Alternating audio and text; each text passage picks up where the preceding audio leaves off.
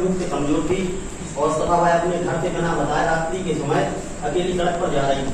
उक्त स्थिति का लाभ लेते हुए आरोपी के द्वारा उसके साथ बलात्कार की घटना कार्य की गई थी और अभियोक्त्री के भाई कन्हैया लाल लोधी ने दिनांक 11/11/2015 को थाना देहात कोतवाली टीकमगढ़ में साप्ताहिक रिपोर्ट लिखवाई थी कि उसकी बहन अभियोक्त्री की शादी जबराज लोधी निवासी फुलवाहा थाना बानपुर उत्तर प्रदेश के साथ हुई थी और उसकी बहन अभियोक्त्री का दिमाग 2-3 वर्ष से देवतानी के तार फेर से सही नहीं रहता था और कल उसकी बहन फुलवाहा के घर वालों को बिना बताए घर से चली गई थी, जिसकी खबर उसके भांजे सीताराम ने घर पर आकर रात्रि 9 बजे दी थी। उसने कहा कि चाची शाम 3-4 बजे से घर से बिना बताए कहीं चली गई है और वह बहन अभियोक्त्री को ढूंढने टीकमगढ़ बस स्टैंड आया। उसकी बहन अभियोक्त्री लाल साड़ी पहने थी। उसने बस स्टैंड पर खड़े लोगों से चर्चा की तो उन्होंने बताया कि उसमें से एक आदमी ने बताया कि लाल साड़ी पहने वाली एक औरत अनंतपुरा के आगे साल झांसी रोड पर अकेले जाती दिखी थी और तब वह पैदल अनंतपुरा झांसी रोड पर घूमने गया तो उसे उसकी बहन झांसी रोड पर नगर पालिका गेट के पास दिखी। उसने बहन को पहचान लिया और वहीं पर अनंतपुरा के 2 लड़के मिले।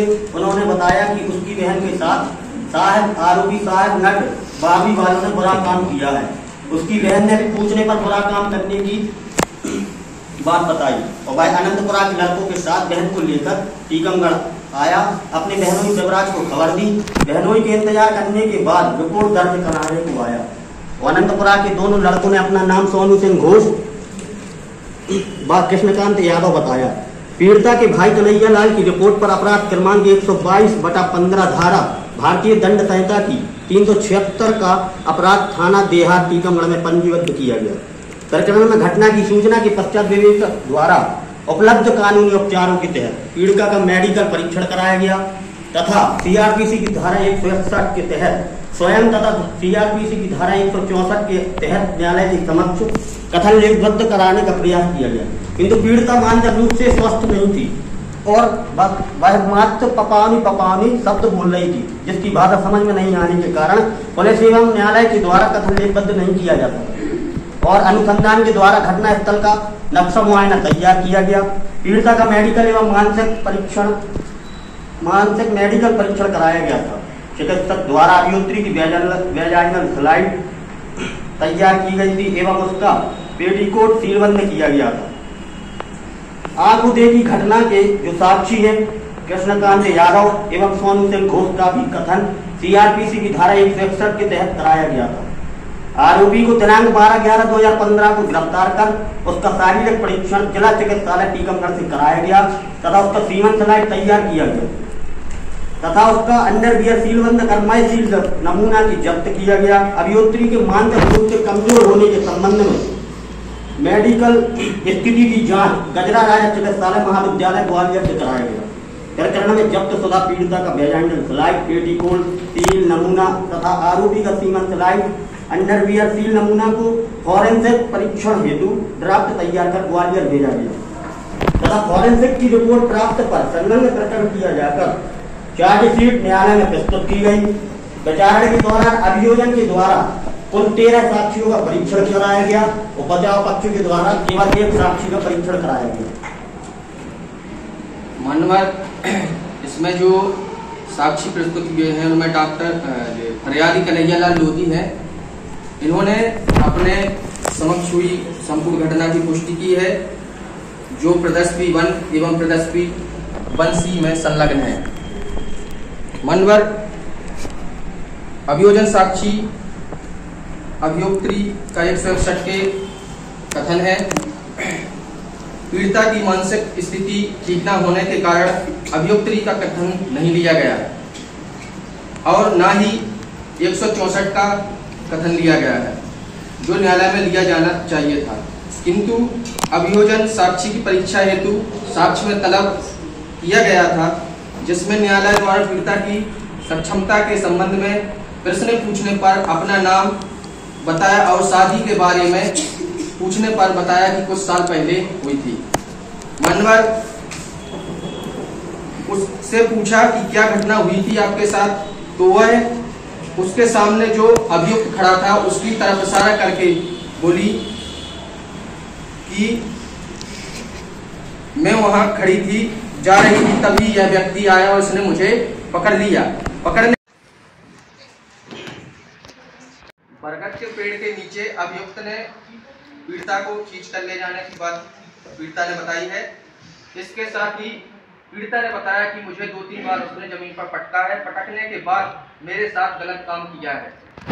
तब डिफेंस पक्ष तब उससे एक बार फिर पूछा गया कि आपके साथ क्या किया गया। तब उसने बताया कि मेरे साथ गलत काम किया गया, मेरी साड़ी उतारी गई, मुझे नीचे पटका गया, मेरे छाती पर हाथ रखे गए और मेरी छाती को दबाया गया है। इस तरह से उनसे पूछने के बाद बताया गया है कि आप वहां कैसे गई थी। तो उन्होंने बताया कि मुझे याद नहीं कि मैं वहां पर कैसे पहुंची। इसके बाद उनसे पूछा गया है कि आपके साथ जब ये गलत काम कर रहा था व्यक्ति तब किसने देखा था। तो उसने बताया है कि एक साइकिल पर सवार पुलिस वाले ने मुझे देखा था और उन्होंने मुझे बचाया और अभियुक्त को पकड़ करके उसके पीछे हाथ कस करके बंदी बना लिया।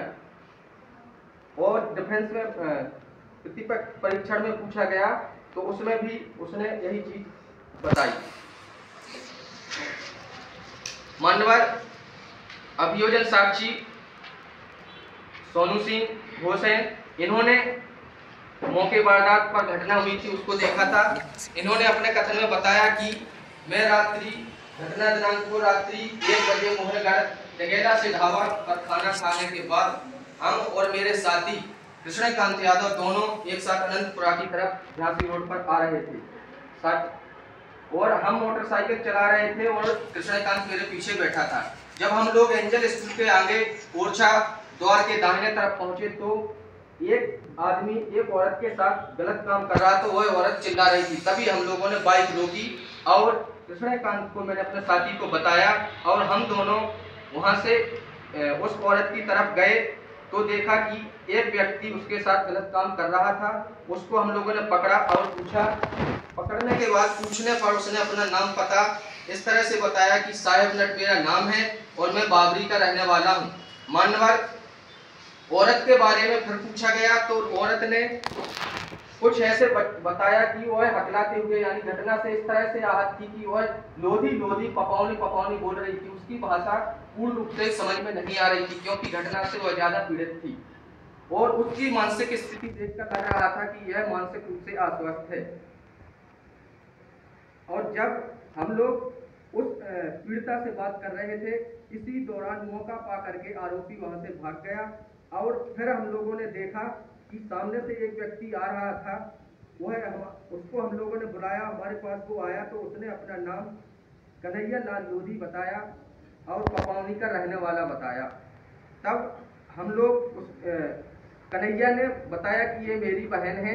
तब उसके साथ हम लोग साथ में आए, कन्हैया के साथ में हम लोग आए।